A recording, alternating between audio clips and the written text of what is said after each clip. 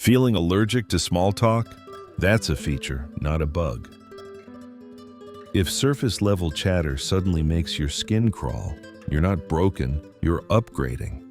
When your inner life grows, your old settings stop working. The jokes you used to fake laugh at fall flat. The praise you chased feels hollow. Your body starts telling the truth first. A tight throat when you're about to pretend. A heavy chest when you're about to perform.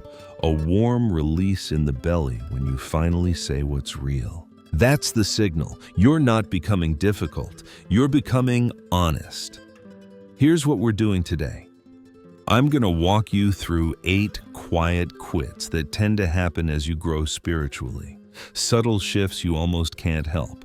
We'll keep it plain and practical, with tiny stories and body feel cues so you can spot them in real life.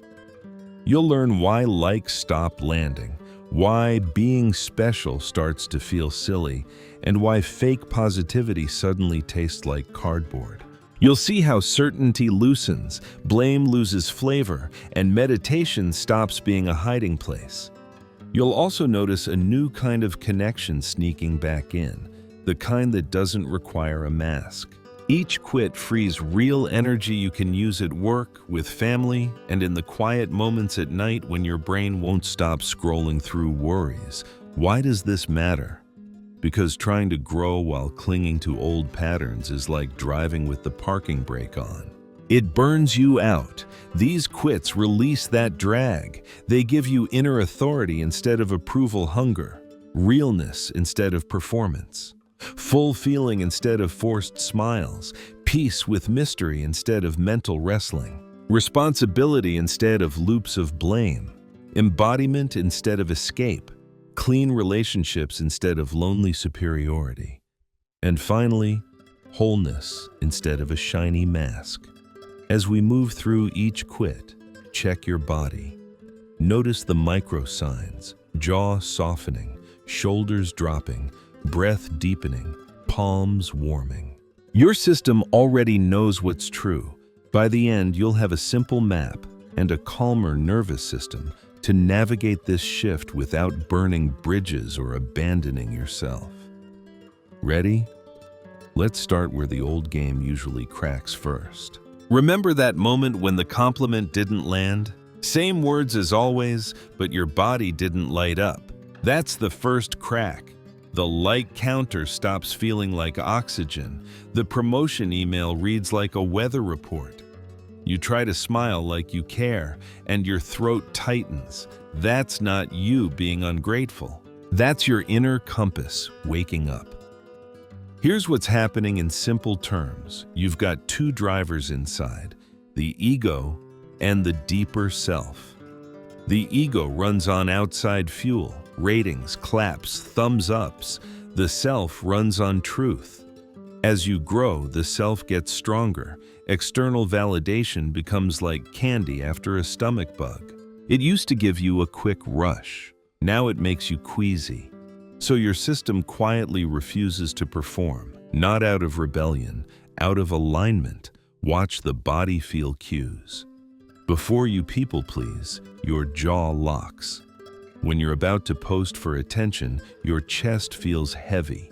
When you say the honest thing, your belly softens and your breath drops lower. That's your dashboard.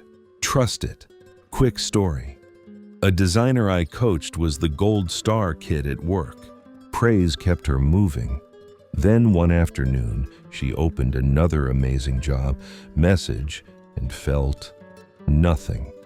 The next day, her boss asked for a flashy deck to impress a client. Her hands hovered over the keyboard and just wouldn't.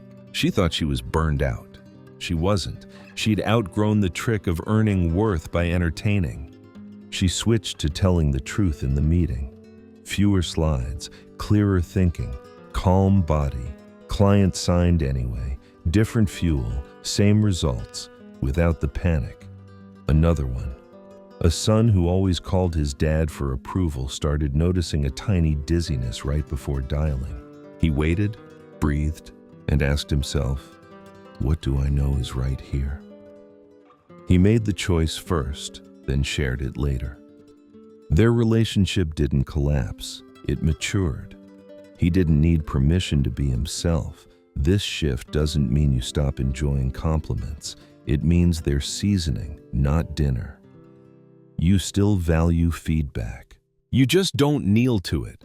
Approval becomes information, not identity. And yes, there's an awkward middle zone. You might post less and still check your phone. You might say the honest thing and then feel wobbly. That's normal. Muscles shake when they're getting strong. Practical cue for the week. Before you say yes, pause one breath. Ask, if no one claps, would I still do this? If your body loosens, proceed. If it tightens, renegotiate. That's inner authority.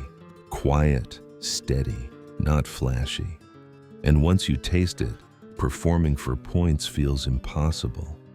Which sets up the next quit, because when you stop chasing approval, the need to feel special starts to look like a costume you can finally take off. Here's the moment the smile stops obeying. You try to be positive, and your face won't play along. The grin feels stiff, your eyes sting, the old love and light line sits like dry toast in your mouth.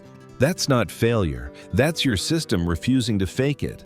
Performing happiness is like holding a beach ball under water. It works until your arms get tired. Real growth lets the ball rise. Sometimes it's joy, sometimes it's rage, sometimes it's grief that arrives like rain and leaves the air clean.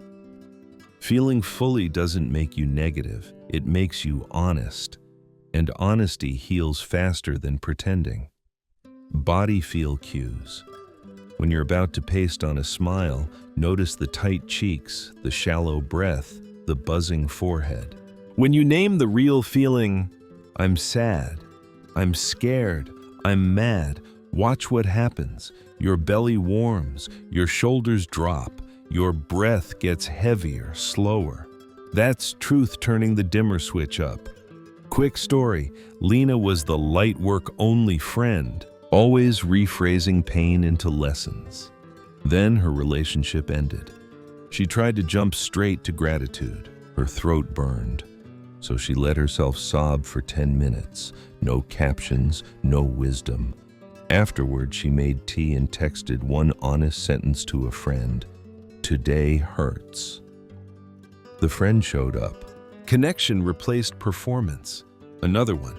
Malik kept saying it's fine at work while carrying quiet anger. It leaked as sarcasm. He started a tiny ritual, 2 minutes in the car, naming the feeling out loud, then one action that matched it, like setting a boundary or taking a walk around the block. Less leak, more clarity, fewer apologies later. Here's the simple why. The persona, the shiny mask you use to be liked, cracks under real life. When it cracks, reality becomes stronger than image. You stop bending your face to match expectations and start letting your face tell the truth. Strangely, people trust you more. Kids and dogs sense it first. Try this for a week. When someone asks, "How are you?"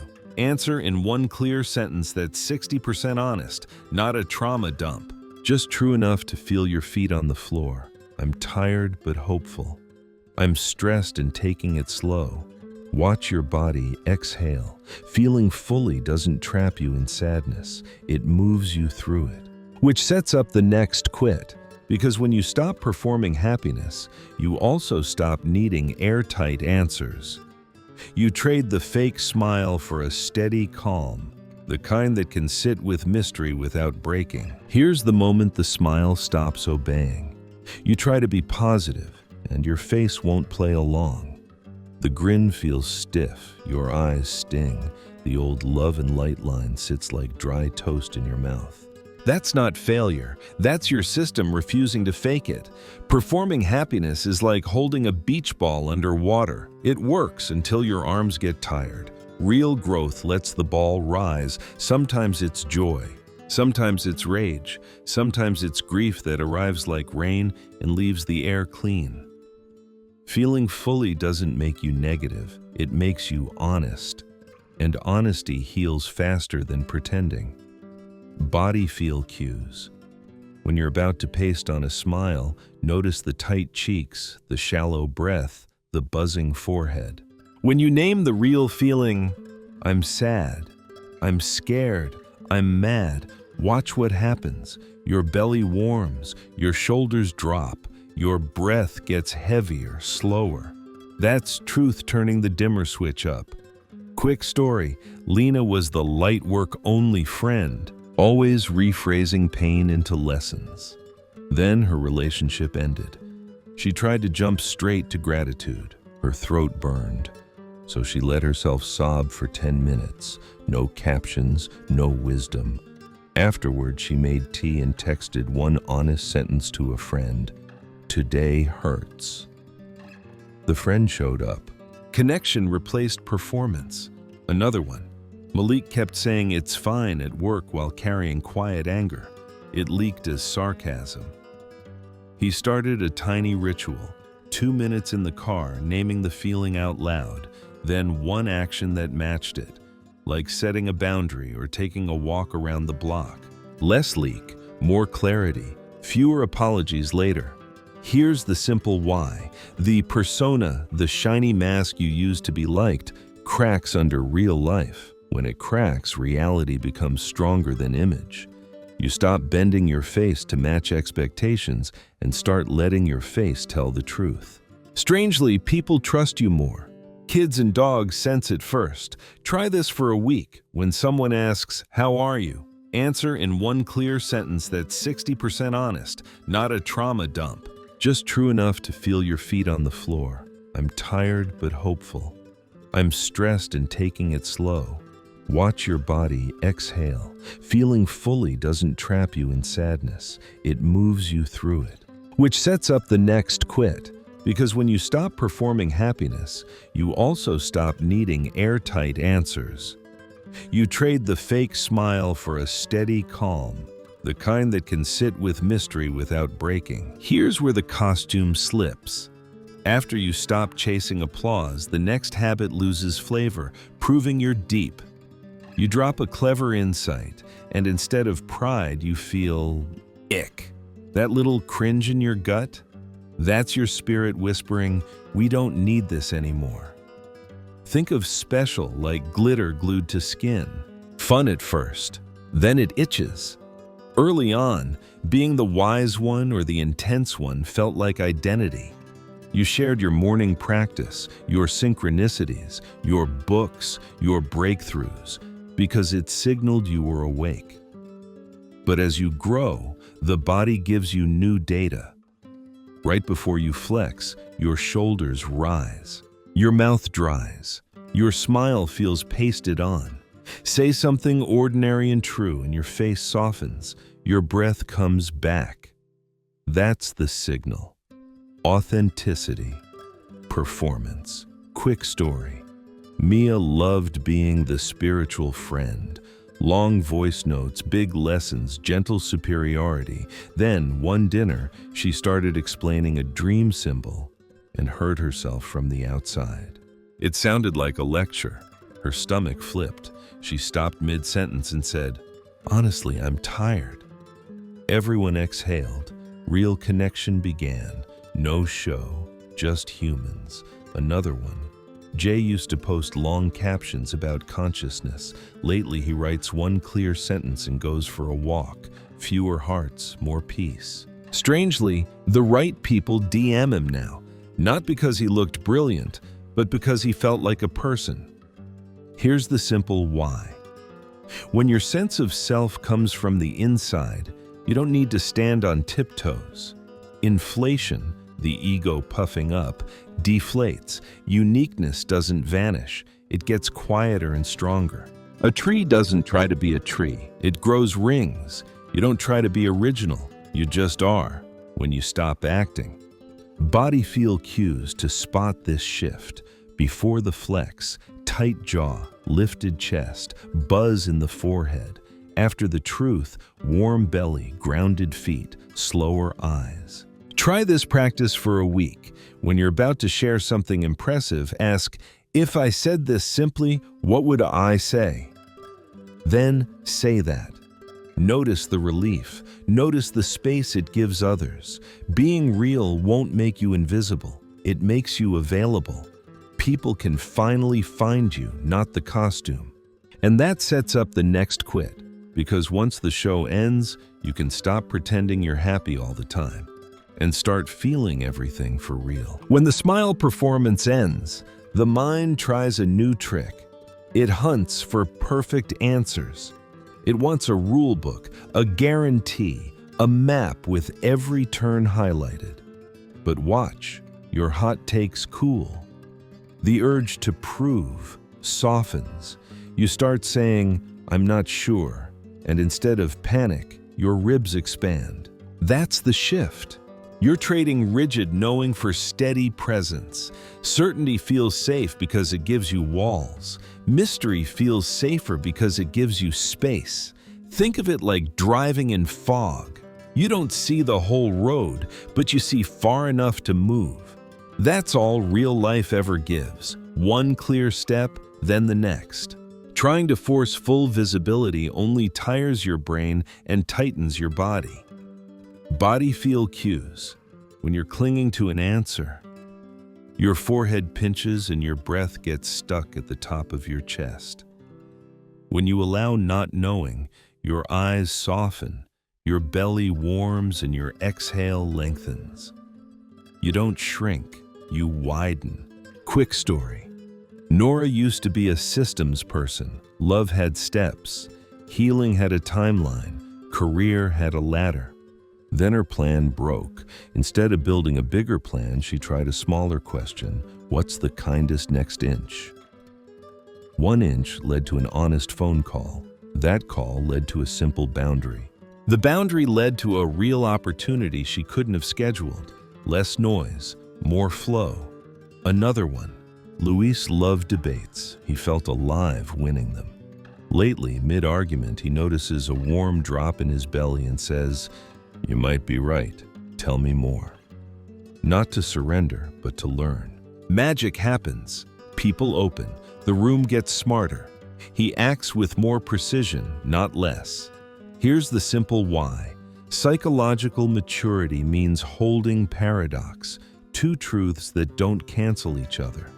You can trust life and still double-check the lock. You can be hopeful and prepare. You can move forward without full proof. Certainty demands a single box. Wisdom builds a bigger room. Practice for the week. Replace "I know" with "my current read is." Replace "convince me" with "show me more data." Before a decision, ask for a signal, not a sign. One tiny piece of information you can test today. Take one step. Recheck your body. Take the next. Peace with mystery doesn't make you passive. It frees your attention to notice what's real now. And once your attention comes home, when mystery becomes okay, the next domino falls. The blame story loosens. The old movie where someone is the villain and you're the ruined hero stops holding your attention. Not because what happened wasn't real. It was. But your power isn't in that past scene. It's in your next move. Blame loops feel soothing at first. They explain pain. They make you right, but they also pin you to the floor. Notice the body feel. When you rehearse the same grievance, your jaw grinds, your stomach knots, and your thoughts spin like a stuck fan. Now try this. Shift the lens from "who did this to me" to "what pattern am I in?" Your shoulders drop. Breath deepens. The room gets bigger. That's power returning. Quick story. Erin always dated charmers who vanished. Her script was "men ghost." One afternoon, mid-rant, she heard a quieter line. "I sprint past my own red flags." Ouch, and relief.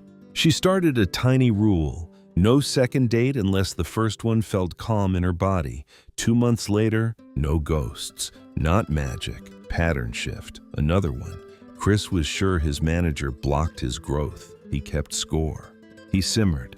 Then he mapped his own part. He never asked for clear goals. He avoided feedback. He volunteered only for safe tasks. He booked a 20-minute meeting, asked for 3 concrete targets, and set a monthly check-in. Guess what changed first? His week, then his role. Here's the simple why. When projection retracts, when you stop throwing your shadow onto everyone else, you can see your levers.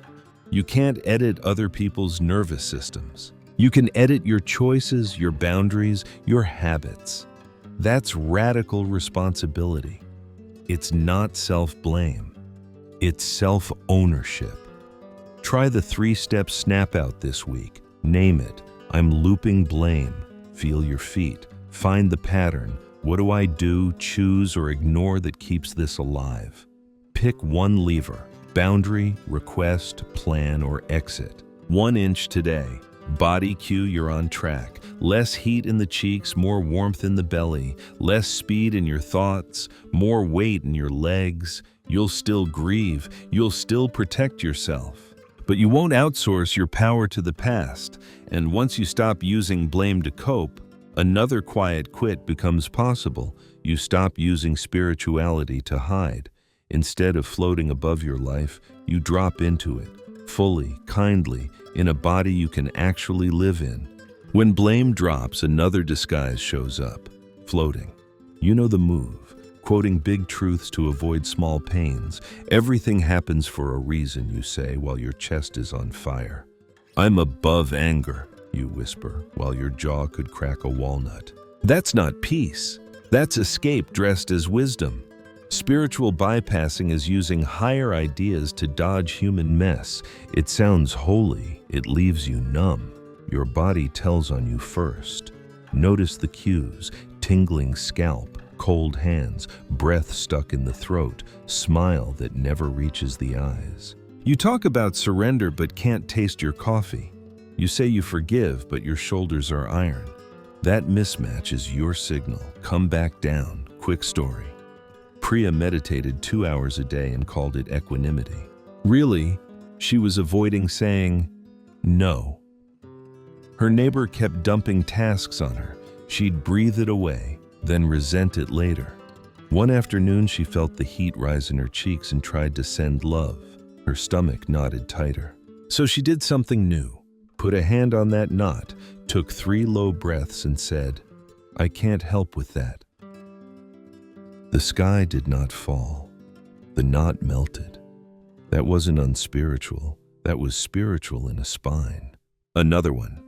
Theo loved cosmic talk. Souls, timelines, destiny, the works.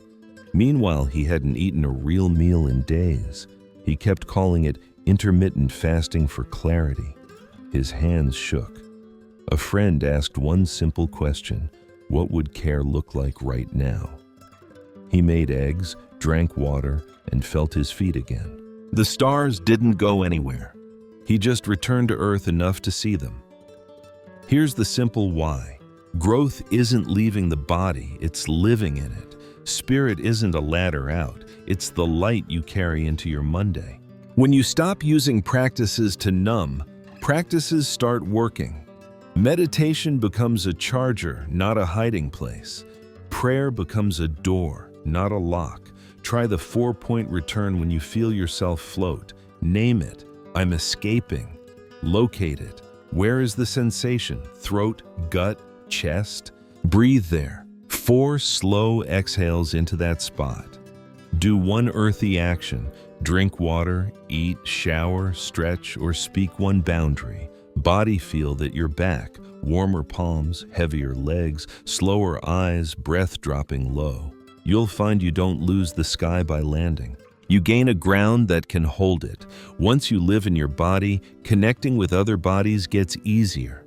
The pride of "no one gets me" fades.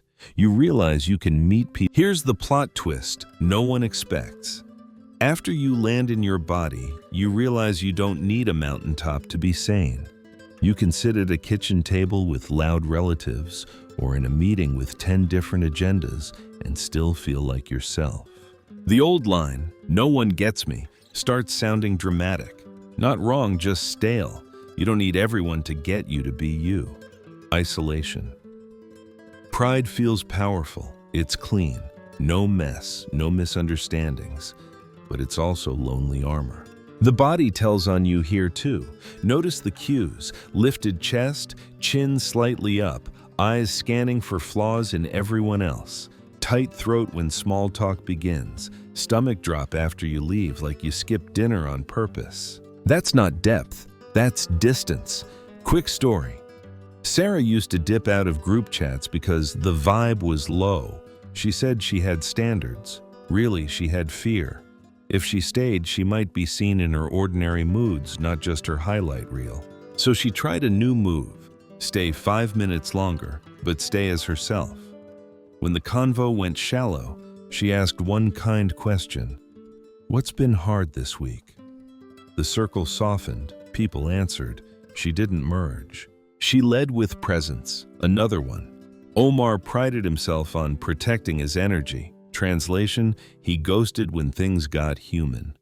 A friend finally said, "You don't protect your energy, you avoid intimacy." Oof. He felt the jab in his ribs and tried a micro shift. Instead of disappearing, he sent one honest text. "I need a slow night, but I care." Connection stayed intact. His nervous system stayed calm. Here's the simple why. Individuation. Becoming your own whole person means you can meet others without drowning in them. You don't have to merge to love. You don't have to preach to be true. Your boundaries do the quiet work so your heart can stay open. Clean relating beats lonely superiority every time. Try the bridge not bubble practice this week. Name your edge. I want a bolt or perform. Bridge with one real line, a question, a truth, or a boundary. Stay for 2 more breaths. Let your shoulders fall. Exit kindly if needed, not dramatically. Body feel that you're connecting, not fusing. Warm chest, rooted feet, jaw relaxed, eyes slower. You'll find that being with people no longer costs you yourself. It clarifies you. And once you can relate from center, the last mask starts to itch, the brand version of you. Next, we'll let that costume hang in the closet and walk out as the whole, plain, powerful you. So here's the big picture, simple and true. Each quit wasn't a loss. It was a handover. Approval turned into inner worth. Specialness melted into realness. Performed smiles opened into full feeling. Tight answers softened into living wisdom. Blame untangled into clean power. Floaty spirituality landed as a daily body. Lonely pride unfolded into real bond. And the mask? It became a tool you pick up or put down because you're the one holding it. Why should you care? Because this is how life gets lighter without getting smaller. Your nervous system stops sprinting. Your voice stops shaking. Your choices get obvious. You spend less time editing yourself and more time actually living. Work gets clearer, love gets kinder, sleep gets deeper, not perfect, human. Keep it practical. Do the 1-inch rule. 1 honest breath before a yes. 1 boundary said simply. 1 curious question instead of a hot take. 1 glass of water when you want to transcend. 1 message that is 60% true. These tiny moves stack. Your body will confirm it first. Jaw unclenches, belly warms, eyes slow, feet feel heavy in a good way. That's you aligning. You'll wobble. You'll grab old habits like a railing in the dark. Fine. Notice, loosen, return. Growth isn't a straight staircase, it's a spiral ramp. You pass the same doors from a higher floor. Let that be enough. If you want a simple daily check, try this. Morning, hand to chest, ask, what would make me more real today by 1 inch? Evening, hand to belly, ask, where did I trade myself for approval, and how can I repair by 1 sentence? Keep it that small. Small keeps you honest. Honest keeps you free. And please remember, you don't have to announce any of this. No essays, no lectures. Your calm will do the talking. The people who can meet you will step forward. The ones who can't will drift. That isn't rejection. That's sorting. You began this journey feeling allergic to small talk. Now you can feel the deeper thing underneath it.